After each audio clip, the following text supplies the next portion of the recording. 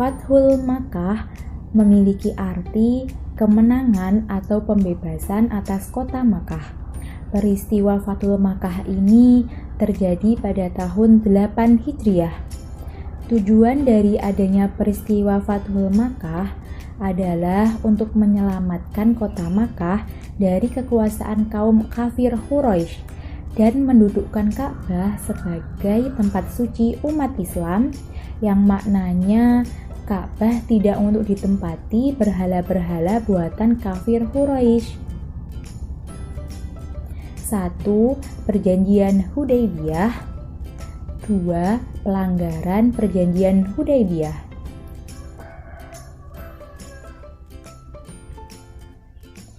Perjanjian Hudaybiyah adalah perjanjian yang diadakan di wilayah Hudaybiyah, Mekah pada tanggal 6 Maret 628 Masehi. Perjanjian ini telah disepakati antara kaum muslim dan kaum Quraisy demi menjaga kedamaian. Perjanjian ini dilatar belakangi oleh Rasulullah dan kaum muslim yang merasa rindu dengan kota kelahirannya yang telah lama beliau tinggalkan, yakni kota Makkah. Sehingga beliau berniat untuk melaksanakan ibadah haji dan umroh pada bulan Zulqa'dah tahun 6 Hijriah atau yang bertepatan pada tanggal 6 Maret 628 Masehi. Namun, niat baik Rasulullah ini ditolak oleh kaum kafir Quraisy yang menolak rombongan Rasulullah memasuki kota Makkah. Isi Perjanjian Hudaybiyah. 1. Kaum muslimin dan kaum Quraisy tidak saling menyerang selama 10 tahun. 2. Kaum muslimin tidak diperkenankan memasuki kota Makkah untuk menunaikan ibadah haji dan umroh selama 1 tahun. Dan pada saat menunaikan ibadah haji dan umroh, umat Islam tidak boleh membawa senjata dan tidak boleh bermukim di Makkah lebih dari 3 hari. Yang ketiga, kaum Quraisy yang melarikan diri dari pihak Quraisy kepada Rasulullah supaya dikembalikan. Tetapi jika kaum muslimin yang datang pada kaum Quraisy, maka kaum muslimin tersebut tidak diperbolehkan untuk kembali. 4. Semua kabilah Arab bebas bersekutu dengan kaum muslimin dan kaum Quraisy. Kaum kafir Quraisy telah melanggar isi perjanjian yang telah mereka buat, padahal baru 2 tahun perjanjian Hudaybiyah tersebut dilaksanakan. Mereka membantu Bani Bakar menyerang Bani Khuza'ah yang telah masuk Islam. Mengetahui hal ini, kaum muslim segera membantu Bani Khuza'ah dengan mengirim 1000 pasukan yang membuat kaum kafir Quraisy merasa gentar dan terjadilah peristiwa Fathu Makkah. Setelah perjuangan panjang Rasulullah dan kaum muslim untuk memasuki kota Makkah, akhirnya keberhasilan telah didapatkan, di mana kaum muslim berhasil membebaskan kota Makkah tanpa adanya pertumpahan darah. Setelah kemenangan didapatkan, kaum muslim mengucap syukur dengan melakukan tawaf sebanyak 7 kali, dan kaum muslim juga telah membersihkan 360 berhala yang berada di sekitar Ka'bah. Peristiwa ini menunjukkan bahwa kebatilan akan tetap kalah dengan kebenaran. Perjuangan demi kebaikan itu tidak akan sia-sia.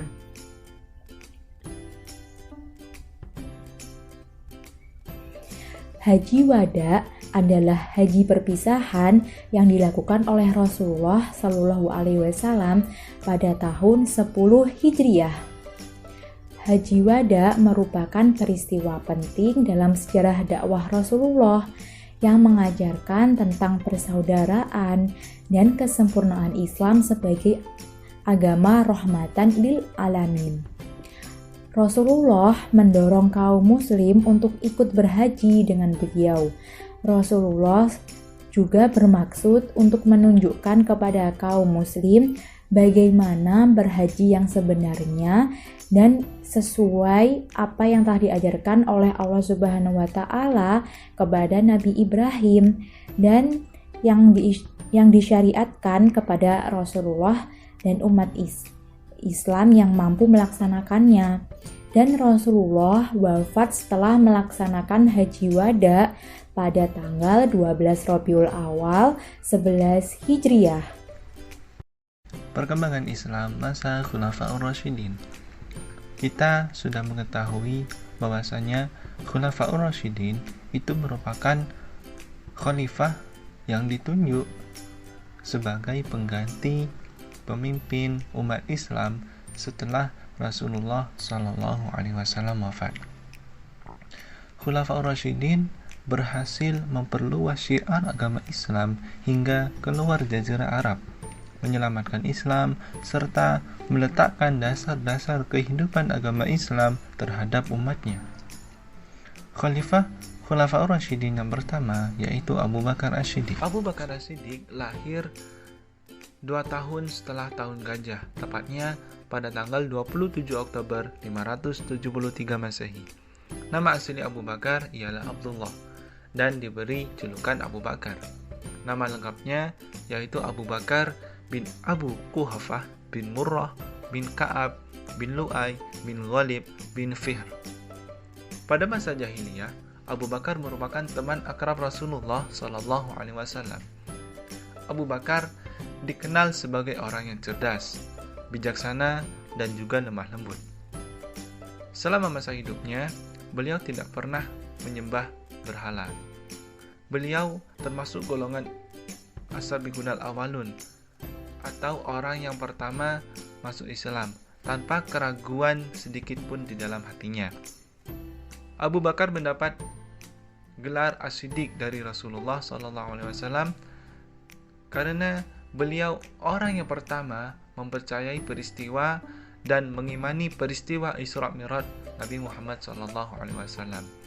Setelah Rasulullah SAW wafat, terdapat kebimbangan di antara umat Islam pada saat itu, sehingga ditunjuklah Abu Bakar sebagai pemimpin umat Islam pada saat itu. Masa kepemimpinan Abu Bakar sangat singkat, yaitu hanya 2 tahun, 3 bulan, 10 hari. Abu Bakar wafat karena menderita sakit, tepatnya pada tanggal 21 Jumadil Akhir tahun 13 Hijriah atau 22 Agustus 634 Masehi. Beliau dimakamkan di kamar Sayyidatina Aisyah di samping makam Rasulullah SAW. Selama masa kepemimpinannya, berbagai hal yang dilakukan oleh Abu Bakar dalam mewujudkan stabilitas dan membangun kembali masyarakat muslim yang bersatu. Adapun strategi yang dilakukan oleh Abu Bakar diantaranya 1. Melakukan perang riddah atau perang melawan kemurtadan.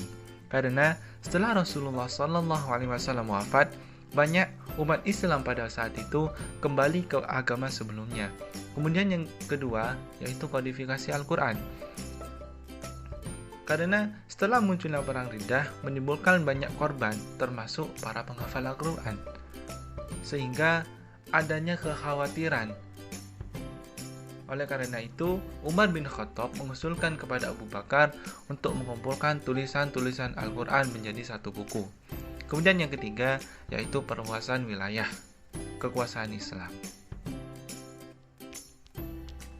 Khalifah yang kedua yaitu Umar bin Khattab yang lahir 13 tahun setelah kelahiran Rasulullah SAW, tepatnya pada tahun 584 Masehi. Nama lengkapnya yaitu Umar bin Khattab bin Nufail bin Adi bin Ka'ab bin Lu'ay.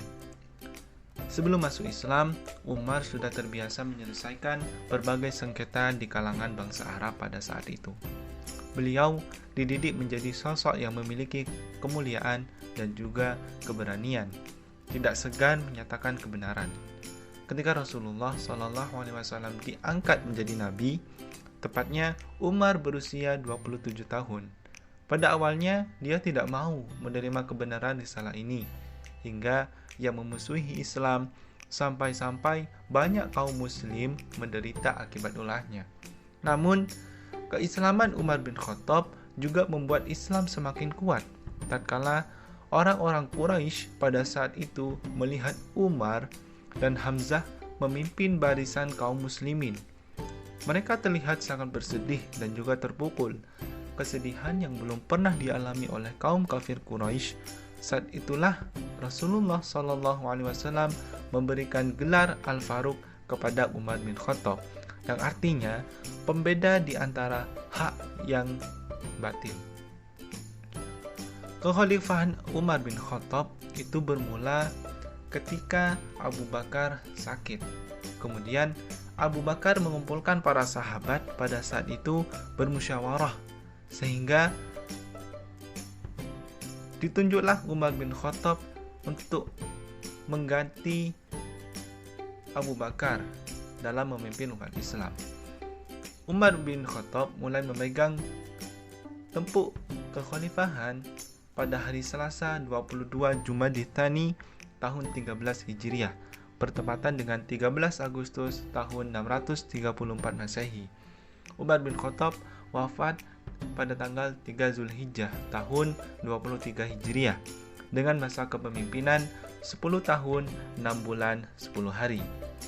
Pada masa kepemimpinan Umar bin Khattab, wilayah kekuasaan Islam sudah meliputi Jazirah Arab, Palestina, Syria, dan juga sebagian besar wilayah Persia dan juga Mesir.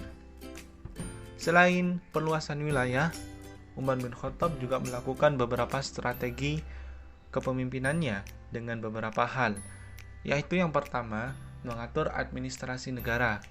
Kemudian yang kedua, mengeluarkan undang-undang dengan mengadakan kebijaksanaan peraturan perundang mengenai ketertiban pasar, ukuran dalam jual beli, dan mengatur kebersihan jalan pasar. Kemudian yang ketiga, yaitu membentuk departemen. Dan pada masa Umar bin Khattab ini mulai diterbitkannya mata uang dan juga ditetapkannya tahun Hijriah dengan perhitungan hijrah Rasulullah SAW ke Yastrib sebagai tahun pertama Hijriah. Khalifah Utsman bin Affan memiliki nama lengkap Utsman bin Affan bin Abu al-Ash bin Umayyah bin Abdi Syams bin Abdi Manaf bin Qusay bin Kilab. Ibunya bernama Arwa binti Quraisy bin Rabi'ah bin Hubayb bin Abdus Syams. Utsman bin Affan termasuk dalam as-sabiqun al-awwalun. Utsman bin Affan terkenal memiliki akhlak yang mulia, pemalu, dermawan, dan sangat dihormati oleh kaumnya. Khalifah Utsman bin Affan menikah dengan putri Rasulullah yang bernama Ruqayyah. Pada saat perang Badar, Utsman bin Affan tidak bisa menemani Rasulullah dalam perang karena tengah menjaga istrinya yang sedang sakit. Tetapi setelah perang Badar selesai, Ruqayyah wafat dan akhirnya Utsman bin Affan dinikahkan oleh Rasulullah dengan putrinya yang bernama Ummu Kulsum. Dan atas dasar itulah Utsman bin Affan mendapatkan gelar Dzun Nurain atau pemilik dua cahaya karena telah menikahi dua putri Rasulullah. Utsman bin Affan diangkat menjadi khalifah pada tahun 23 Hijriah melalui Dewan Pemilihan Khalifah yang telah dibentuk oleh Umar bin Khattab. Khalifah Utsman bin Affan wafat pada 18 Zulhijjah 35 Hijriah setelah memerintah selama kurang lebih 12 tahun. Selama menjabat sebagai khalifah, Utsman bin Affan telah melakukan beberapa strategi untuk perkembangan Islam. Di antaranya yaitu 1. Perluasan wilayah. Terdapat beberapa wilayah yang telah dikuasai oleh Islam seperti Tunisia, Azerbaijan, dan Khurasan. 2. Pembukuan Al-Quran. Dilakukannya pembukuan Al-Quran ini disebabkan karena banyaknya perselisihan mengenai cara membaca Al-Quran. Pembukuan Al-Quran ini juga terdapat salinannya yang telah disebarkan ke berbagai wilayah seperti Mekah, Kufah, dan Basrah. 3. Renovasi Masjid Nabawi. Masjid Nabawi memang sudah diperluas oleh Khalifah Umar bin Khattab. Namun, pada masa Khalifah Utsman bin Affan, diperluas lagi dan direnovasi dengan bentuk dan corak yang lebih indah. 4. Pembentukan Angkatan Laut. Khalifah Ali bin Abi Thalib memiliki nama lengkap Ali bin Abi Thalib ibni Abdil Muthalib, ibni Hashim, ibni Abdi Manaf, ibni Qusay, ibni Kilab, ibni Murrahi, bin Ka'ab, ibni Lu'ay. Ali bin Abi Thalib lahir pada 13 Rajab 600 Masehi di Mekah dan termasuk dalam golongan as-sabiqunal awwalun dari kalangan anak-anak. Khalifah Ali bin Abi Thalib memiliki gelar Babul Ilmi atau pintunya ilmu, karramallahu wajhah, dan Asadullah atau singanya Allah. Ali bin Abi Thalib diangkat menjadi khalifah pada tahun 35 Hijriah atas desakan para sahabat karena situasi akan menjadi lebih buruk jika Ali bin Abi Thalib tidak segera menjadi khalifah. Khalifah Ali bin Abi Thalib memerintah selama 4 tahun 9 bulan, kemudian beliau wafat pada 20 Ramadan 40 Hijriah setelah ditikam oleh Ibnu Muljam. Selama menjabat sebagai khalifah, Ali bin Abi Thalib telah melakukan beberapa strategi untuk perkembangan Islam, di antaranya yaitu 1. Mengganti pejabat yang kurang cakap serta korup. Karena para pejabat terdahulu berasal dari keluarga Khalifah Utsman bin Affan, yang kemudian diganti dengan pejabat yang baru oleh Khalifah Ali, hal tersebut menimbulkan rasa tidak suka dari kalangan Bani Umayyah terhadap Khalifah Ali bin Abi Thalib. Yang kedua yaitu membenahi keuangan negara. Yang ketiga, memajukan ilmu nahwu. Khalifah Ali bin Abi Thalib telah memerintahkan Abu Aswad ad-Du'ali untuk mengembangkan pokok-pokok ilmu nahwu agar memudahkan orang-orang dalam membaca Al-Quran, karena pada masa itu penulisan Al-Quran belum lengkap dengan tanda baca. Yang keempat yaitu pembangunan kota Kufah. Kota Kufah mulanya dijadikan sebagai pusat pertahanan oleh Muawiyah bin Abi Sofyan, kemudian dikembangkan lagi oleh Khalifah Ali bin Abi Thalib menjadi pusat ilmu pengetahuan seperti ilmu tafsir, ilmu hadis, ilmu nahwu, dan ilmu-ilmu pengetahuan yang lain.